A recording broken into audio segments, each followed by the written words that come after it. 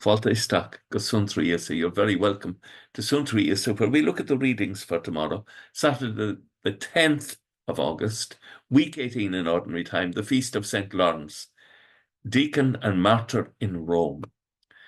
Laurence was one of the 7 deacons of Rome, and after Pope Sixtus was executed with his companions 4 days later, in the year 258, Laurence was martyred as well. There are notes about him under the video, and there are notes on him in Catholic Ireland that are worth reading. There's a link under the video to that.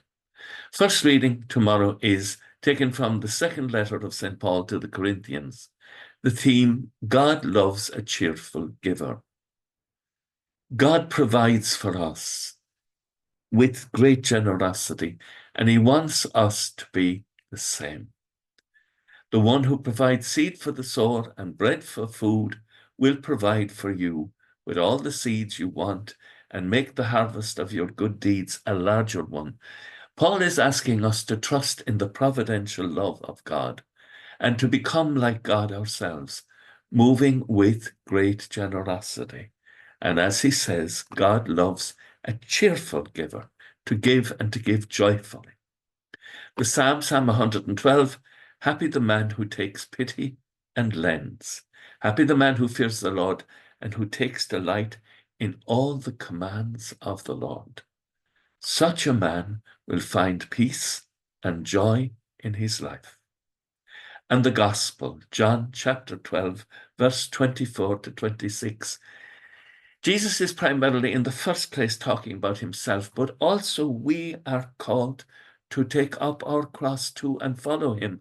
And so he says, I tell you solemnly, unless a grain of wheat falls on the ground and dies, it remains only a single grain. But if it dies, it will yield a rich harvest. Anyone who loves his life loses it, but anyone who's prepared to put his life aside and will keep it for eternal life. If a man serves me, he must follow me. Wherever I am, my servant will be there too. So just as we see in Christ, God is a generous giver, offering his life for others. In the same way, the Lord encourages us to be generous in our lives, generous with the foolishness of the generosity of God. With thoughts such as these, let us go to our beds and let us pray that we shall indeed awaken in the morning with the praise of God on our hearts and on our lips. Agus gemana dia ila cóchtach shiv, ahar mach agus spirit nave. Amen. Slán go fóill. Bye for now.